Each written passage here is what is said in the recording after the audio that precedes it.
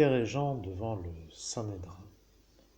Ils parlaient encore au peuple quand survinrent les prêtres, le commandant du temple et les Sadducéens, contrariés de les voir enseigner le peuple et annoncer en la personne de Jésus la résurrection des morts.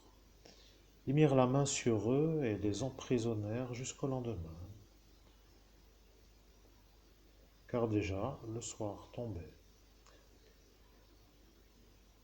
Cependant, beaucoup de ceux qui avaient entendu la parole devinrent croyants et à ce compte et à ne compter que les hommes, le nombre atteignit environ 5000. Le lendemain, les chefs des Juifs, les anciens et les scribes se rassemblèrent à Jérusalem. Il y avait là Anne, le grand prêtre, Caïphe, Jonathan, Alexandre et tous les membres des familles pontificales. Ils firent comparaître les apôtres et se mirent à les questionner. Par quel pouvoir ou par quel nom avez-vous fait cela, vous autres? Alors Pierre, rempli de l'Esprit Saint, leur dit: Chefs du peuple et anciens, puisque aujourd'hui nous avons à répondre en justice du bienfait à un infirme et du moyen par lequel il a été guéri, sachez-le tous, sachez-le bien, vous tous, ainsi que tout le peuple d'Israël. C'est par le nom de Jésus-Christ le Nazoréen, celui que vous avez crucifié, que Dieu a ressuscité des morts. C'est par son nom et par nul autre que cet homme se présente guéri devant vous. C'est lui, la pierre, que vous, les bâtisseurs, avez méprisée et qui est devenue la pierre d'angle. Car il n'y a pas sous le ciel d'autre nom donné aux hommes par lequel nous devions être sauvés.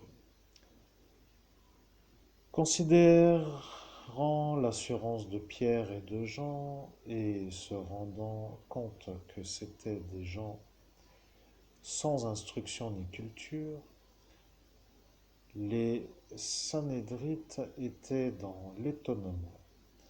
Ils reconnaissaient bien en eux ceux qui étaient avec Jésus. En même temps, ils voyaient debout, auprès d'eux, l'homme qui avait été guéri.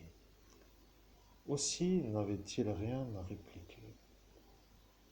Ils les furent alors sortir du Sanhédrin et se mirent à délibérer entre eux. Ils disaient: Qu'allons-nous faire à ces gens-là? Qu'un signe notoire ait été opéré par eux, c'est trop clair pour tous les habitants de Jérusalem, et nous ne pouvons le nier. Mais pour que cela ne se répande pas davantage dans le peuple, empêchons-les par des menaces de parler désormais à qui que ce soit en ce nom-là. Ils rappelèrent donc et leur défendirent de souffler mot et d'enseigner au nom de Jésus.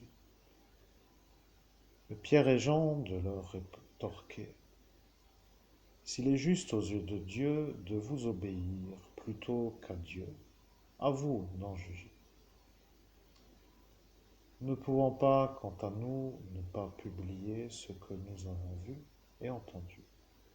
Cependant, après de nouvelles menaces, ils les relâchèrent, ne voyant pas comment les punir à cause du peuple, car tout le monde glorifiait Dieu de ce qui s'était passé.